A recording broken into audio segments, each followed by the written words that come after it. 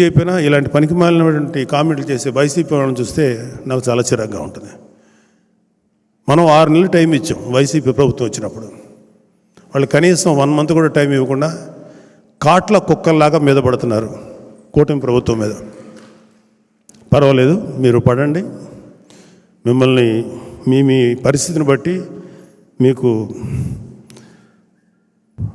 Anti rabies injection ఇవ్వటమో, లేకపోతే మీరు చేసిన యాదవ పనులకి తన్ని మీ నేరాలకి తగిన బుద్ధి చెప్పి లోపల వేయటమో జరుగుతుంది. దాంట్లో డౌట్ లేదు. ఏ ఒక్క వైసీపీలో ఉన్నటువంటి వ్యక్తి, క్రైమ్ చేసిన ఏ వ్యక్తి కూడా తప్పించుకోలేడు. రాబోయే 5 ఏళ్లలో మీరు చేసుకున్న కర్మకి మీరు అనుభవించాల్సిందే శిక్ష. ఎవరి మీద వ్యక్తిగతంగా మేము ఎటువంటి నేరారోపణలు చేయం, మేము ఏ వ్యక్తిని టార్గెట్ చేయం. కానీ మీరు చేసిన ప్రతి పనికి మీరు సమాధానం చెప్పుకోవాల్సినటువంటి రోజు నాకు తెలిసి 1 or 2 yearsలో వస్తుంది. అదే దాని డిపెండ్స్ అపాన్ వాళ్ళ గ్రావిటీ, వాళ్ళు చేసిన నేరాలు ఎట్లా ఉంటాయి వాటిని బట్టి.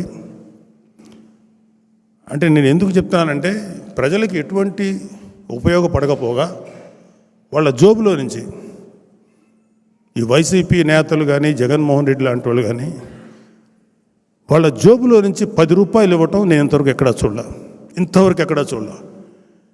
పైగా ప్రజల కోసం నిలబడి గత 15 ఏళ్ళ నుంచి 10 ఏళ్ళ నుంచి పార్టీ పెట్టి 15 ఏళ్ళ నుంచి రాజకీయ అనుభవం ఉన్న పవన్ కళ్యాణ్ గారు ఎన్నో మాటలు పడ్డారు, ఎన్నో తిట్లు తిన్నారు. సరే, ఇవన్నీ పార్ట్ ఆఫ్ ద లైఫ్. నేను ప్రజల కోసం సేవ చేద్దామని ముందుకు వచ్చినప్పుడు ఇవన్నీ తీసుకుంటాను. ఎందుకంటే నా టార్గెట్ వీళ్ళ తిట్లు లేకపోతే వీళ్ళ శాపనార్థాలు కాదు. ప్రజలకి నేను ఎంత గొప్పగా సర్వీస్ చేయాలి అన్న ఆలోచన వల్ల ఆయన ముందుకు నడిపించగలిగింది ఆలోచన.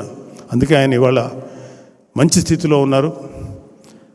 డెఫినెట్గా రాబోయే ఈ 5 సంవత్సరాలు ఆంధ్రప్రదేశ్ ఒక గోల్డెన్ ఏజ్ చూస్తుంది. దయచేసి ఎవరైతే ఇక్కడ ఉన్నవాళ్ళు, మీరు కానీ ఎవరైనా సరే జస్ట్ కొంచెం ఓపిక పట్టండి, అన్నీ సక్రమంగా జరుగుతాయి. మాకు కళ్ళారా మేము ఎంతో, అంటే మన ఎలక్షన్స్కి వెళ్ళినప్పుడు ఎన్నో దుర్మార్గాలు చూసాం. సాక్షాత్తు సీఎం స్థానంలో ఉన్నటువంటి జగన్మోహన్ రెడ్డి చెప్పినంత అబద్ధాలు, అంటే ఒక అబద్ధం చెప్పితే అతికినట్టుండాలి, అంత గొప్పగా చెప్పగలడు ఆయన. అబద్ధాలు చెప్పటంలో ఆయన డాక్టరేట్ పొందాడు.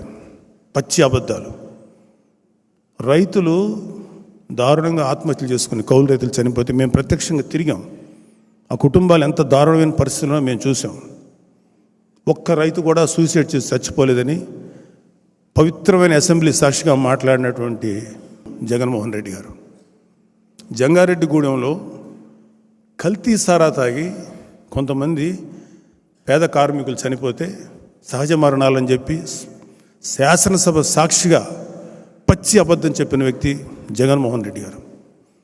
ఇప్పుడు ఎక్కడో లోకల్ తగాదాలు, వినుకొండలో ఎక్కడో చిన్న తగాదాలు ఉంటే దాన్ని తీసుకొని దేశం నాశనం అయిపోతుంది, రాష్ట్రం నాశనం అయిపోతుంది, రాష్ట్రపతి పాలన పెట్టాలి అని అవాకులు చవాకులు పేలుతున్న జగన్మోహన్ రెడ్డి గారికి దయచేసి తప్పులేదండి, మీరు తప్పులు చేశారు, ధైర్యంగా ఉండండి. ఇక నుంచైనా మంచి దారిలో నడవండి. రాబోయే 10 ఏళ్ళ తర్వాత, 15 ఏళ్ళ తర్వాత మళ్ళీ మీకు ఒక అవకాశం రావచ్చు. అట్లీస్ట్ మంచి అనిపించుకోండి. ఇంకా నీచమైనటువంటిగా దిగజారిపోయండి. జనాలు ఇంతకంటే సినిమాలో డైలాగ్, ఇంతకంటే దిగజారు అనుకున్న ప్రతిసారి ఇంకా దిగజారిపోతున్నాను, నా ఎక్స్పెక్టేషన్ చంపేస్తున్నాను అంటారు. అలా దిగజారిపోతూనే ఉంది వైసీపీ. మీరు కానీ మీ కార్యకర్తలు కానీ ఆలోచించుకోండి.